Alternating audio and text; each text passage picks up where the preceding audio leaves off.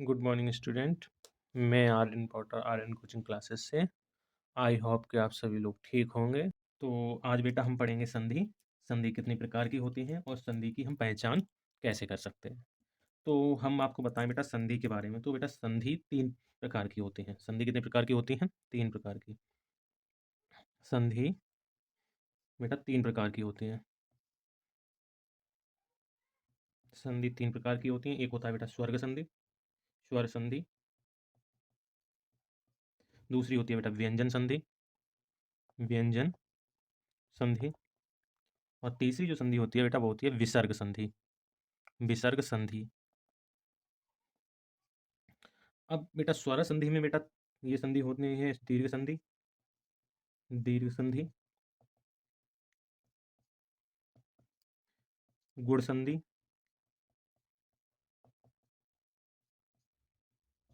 वृद्धि संधि,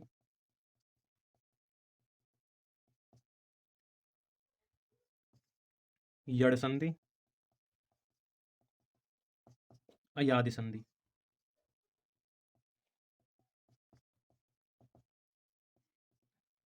संधि बेटा ये संधि इसलिए बनी है क्योंकि ये स्वरों से बनी है, इसलिए इन्हें स्वर संधि कहते हैं। जो स्वर से बनी है उन्हें स्वर संधि कहते हैं, और जो व्यंजन से बनती हैं उन्हें व्यंजन संधि कहते हैं। व्यंजन संधि के अंतर्गत बेटा 2 तरीके की हमें संधि मिल जाएंगी पढ़ने के लिए। एक होती है घोष या सघोष, ध्वनियों से बनी संधि, ध्वनियाँ। दूसरी होती है बेटा अघोष ध्वनियाँ, अघोष ध्वनियाँ।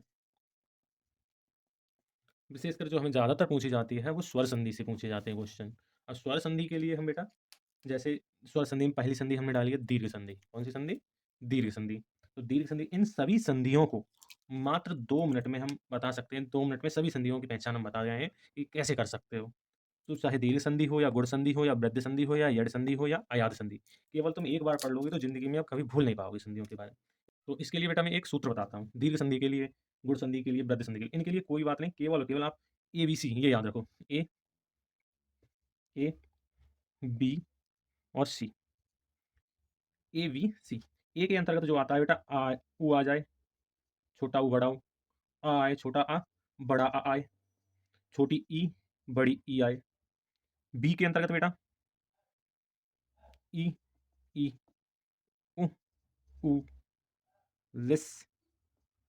और सी के अंतर्गत ए ओ ओ, ये आते हैं। अब जैसे बस ये 3 चीज़ें तुम्हें याद रखनी है कि ए के अंतर्गत बेटा क्या आता है, और बी के अंतर्गत क्या आता है, और सी के अंतर्गत क्या आता है।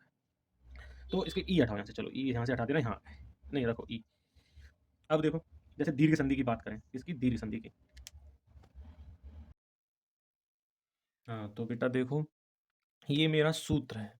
जैसे ए के अंतर्गत बेटा आ जाए, या ई आ जाए, ओ आ जाए। बी के अंतर्गत ई ओ रिस आ जाए, और सी के अंतर्गत ओ इनमें से कोई आ जाए। तो बेटा देखो अगर दीर्घ संधि है तो वो आ और अ से मिल मतलब इन ए वाली में से ही आएंगे दोनों। जैसे मैं एक उदाहरण की तरफ से मैं लेके चलता हूँ, परमात्मा। क्या लेके चलता हूँ बेटा? परमात्मा। पर धन आत्मा, आत्मा, परम धन आत्मा। क्या बेटा? परम धन आत्मा। अब देखो बेटा परम, इसमें क्या है लास्ट में? अंतिम वाला पद दे, अंतिम जो कोई भी वाक्यांश मतलब जो भी कोई शब्द है उसके अंत वाली चीज देखो। ये परम, परम में क्या है? आ है छोटा, तो छोटा आ। इसके जस्ट तुरंत बाद बड़ा आ। मतलब छोटा आ और बड़ा आ दोनों किस में आएंगे? ए में। देखो छोटा आ और बड़ा आ दोनों किस में आ जाते हैं? ए और ए में। तो ये हो जाएगा बेटा परमात्मा, परमात्मा। और संधि कौन सी हो जाएगी बेटा? दीर्घ, क्योंकि ये ए और ए से मिलकर बनी है। और दूसरी बात करें अगर, दूसरी संधि कोई भी, जैसे कविंद्र ले लो। क्या? कविंद्र, कवि इंद्र, कवि धन इंद्र। तो कविंद्र में क्या, इसमें क्या छोटी ई की मात्रा है तो ई, और यहाँ पे किसकी आ गई? बड़ी ई की मात्रा। तो ये क्या हो जाएगा? कविंद्र। क्या हो जाएगी? कविंद्र। क्या हो जाएगी बेटा? कविंद्र। और इसमें कौन सी संधि हो गई? दीर्घ संधि, क्योंकि ए और ई दोनों किससे हैं? ए से हैं। तो ये कौन सी संधि हो गई? दीर्घ संधि। अब बेटा गुण संधि की बात करें। गुण संधि में जब भी कोई वाक्यांश मतलब जब भी कोई शब्द आएगा वो ए और वी से मिलके बना होगा। जैसे जैसे महर्षि ले लो, महर्षि, महर्षि, महर्षि। महर्षि की अगर संधि विच्छेद करते हैं बेटा तो क्या होता है? महाधन ऋषि, महाधन ऋषि। अब बेटा देखो, महा, हा, मतलब आ का डंडा आ रहा है इस पे, तो अ धन, आ धन ऋष, मतलब आ गया ए से और ऋ से आ गई बी से, तो कौन सी संधि हो गई? गुण संधि। कौन सी संधि हो गई? गुण संधि। अब इसी के बाद बेटा आती है वृद्धि संधि। वृद्धि में एक तो ए से आएगा, एक आएगा सी से। जैसे जलोग, जल धन ओग। तो जल, जल में क्या है बेटा? लास्ट में अंतिम वाला देखो, ला पे कोई डंडा मात्रा नहीं है, तो ल आ है, आ। और ये क्या आ गया? ओ। और आ और ओ हमारे किस में मिलेंगे? देखो, आ गया ए से और ओ आ गया सी से, तो अ ओ हो गए बेटा वृद्धि संधि से। किससे? वृद्धि संधि से। अब कोई भी संधि ले ले, तुम तुरंत बता सकते हो। जैसे वीर हो, वीर धन उचित, वीर धन उचित। अब वीर, र पे कुछ नहीं, डंडा मात्रा कुछ नहीं, तो क्या है? छोटा आ। छोटा आ के बाद क्या आया है? ऊ। अब बेटा देखो, ए और सी, ए और सी, इसमें ऊ है? नहीं है, तो ये बेटा वृद्धि संधि नहीं हुई। अब इसमें देखते हैं, आ गया और बी, बी से ऊ ले लिया, तो ये कौन सी संधि हो गई बेटा? गुण संधि। कौन सी संधि हो गई? गुण संधि। अब आती है बेटा यड़ संधि। कौन सी संधि? यड़ संधि, यड़ संधि। यड़ संधि कौन सी बेटा? यड़ संधि। यड़ संधि के अंतर्गत क्या होता है? एक आधा अक्षर आएगा जरूर। जैसे य आधा आ जाए, या व आधा आ जाए, या र आधा आ जाए, या ल आधा आ जाए, मतलब आधा अक्षर आएगा। कौन सा आएगा बेटा? आधा अक्षर। आधा अक्षर आएगा, वो यड़ संधि होगी। जैसे अगर हम बात करें प्रत्येक, किसकी बात करें? प्रत्येक, प्रत्येक, प्रत्येक की अगर संधि विच्छेद करते हैं बेटा, तो प्रतिधन एक, प्रतिधन एक, मतलब ई और जी एक, ई धन ए, ये क्या बन जाएगा? य। तो ये कौन सी संधि होगी बेटा? यड़ संधि। एक या तो यहां से ही देख लो, अगर सीधे सीधे ऐसे आ रहा है तो आधा अक्षर आ रहा है, तो ये कैसी हो गई? यड़ संधि। जैसे यद्यपि, यद्यपि आधा अक्षर आ रहा है, तो संधि कैसी होगी? यड़ संधि। अगर इसके करेंगे तो क्या करेंगे? यद धन अपे। अब बेटा दे, दे पे मतलब क्या? ई, और ये अ, ई अ, और ई य, तो ये क्या बन जाता है बेटा? द, ये द। यद्यप, यद्यप में कौन सी संधि होगी? ऋण संधि। अगर और भी ले लो, जैसे अनुपम, अन्वय, अन्वय ले लो, अन्वय, अन्वय की बात करें तो अन्वय में आधा ना आ गया, तो ये संधि कैसी हो गई? यड़ संधि। और पता करना है तो पता भी कर लो, जैसे अनु, अनु धन अप, अनुधन अप, तो नु मतलब उ, धन अ, तो ये क्या बन गई बेटा? व। तो ये क्या हो गया बेटा? ये भी यड़ संधि हो गई। अब आती है बेटा अयाद संधि। यड़ संधि में एक ही चीज याद रखनी है कि यड़ संधि में बेटा कोई भी एक आधा अक्षर, आधा, एक आधा कोई वर्ड आएगा, जैसे या आ गया या कुछ भी आया, कोई आधा आधा आएगा। इसके बाद आती है बेटा अयाद संधि। अयाद संधि, तो अयाद संधि में, अयाद संधि, अयाद संधि।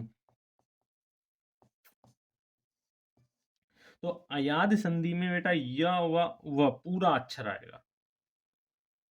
य या व या पूरा अक्षर आएगा, पूरा अक्षर।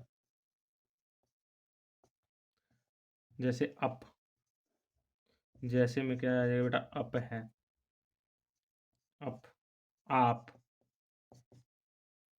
अंग, आद, ऐसे शब्द आएंगे। जैसे जैसे पहला, जैसे पावन, पावन, पावन, पावन में पा पूरा अक्षर आ गया, पा। तो पा को इसकी कहेंगे पौ, धन, अन, तो ओ, धन, अ, बन गया बेटा वाह। तो ये क्या होगी, पावन। मतलब पहला अक्षर पूरा आ जाएगा, या आज मतलब और भी देखो, बिना मात्राएं ज्यादा नहीं आएंगी, जैसे अका आ जाएगा, या फिर छोटे आ या बड़ा आ, ज्यादातर। जैसे पावक, पावक, संधि अयादि। नयन, नयन, संधि अयादि। पवन, संधि अयादि। मतलब पहला अक्षर क्या आया बेटा, प, न, प, मतलब ज्यादा ई यू की मात्रा नहीं आएगी, सीधे सीधे पहला अक्षर आएगा, जैसे नयन, पावन, पावक। ये सब कैसी है, अयादि संधि। इस तरीका से बेटा तुम्हारी जो स्वर संधि है वो होती है अब समाप्त। अब स्वर संधि के बाद जो आती है वो आती है व्यंजन संधि।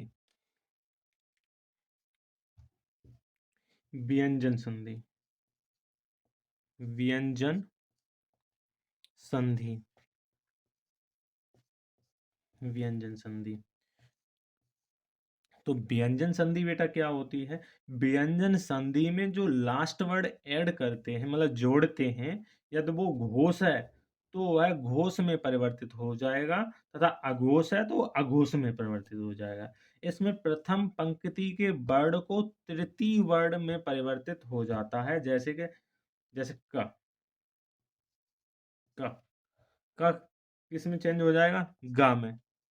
क चेंज हो जाएगा गा में।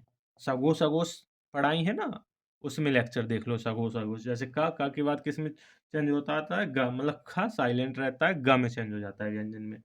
जैसे तीसरे वर्ड में चेंज, जैसे च, छ चेंज रहेगा, ज में चेंज हो जाएगा व्यंजन संधि में। जैसे दिगंबर, जैसे दिक, धन, अंबर,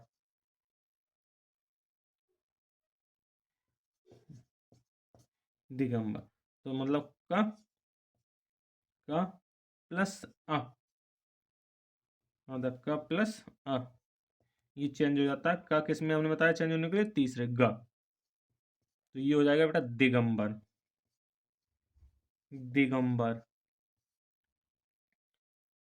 ऐसे ही और भी कोई ले लो, जैसे जगत, जगदीश, जगदीश।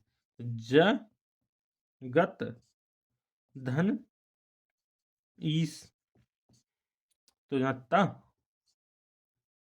प्लस ई, अब ता काय में चेंज होगा, तीसरा, तीसरी ध्वनि देखेंगे तो ता की क्या हो जाएगी, द, दी हो जाएगी। तो जी क्या हो जाएगी बेटा, जगदीश, जगदीश।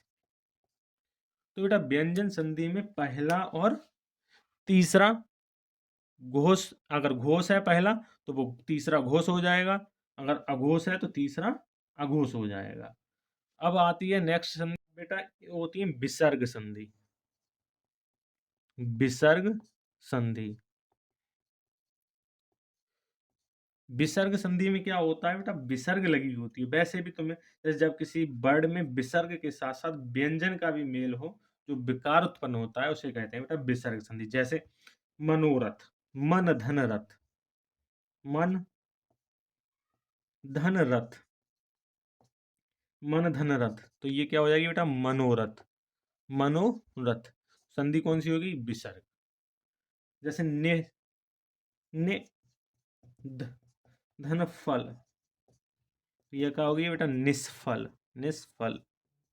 जिसमें विसर्ग लगी आए वो विसर्ग संधि ही होगी।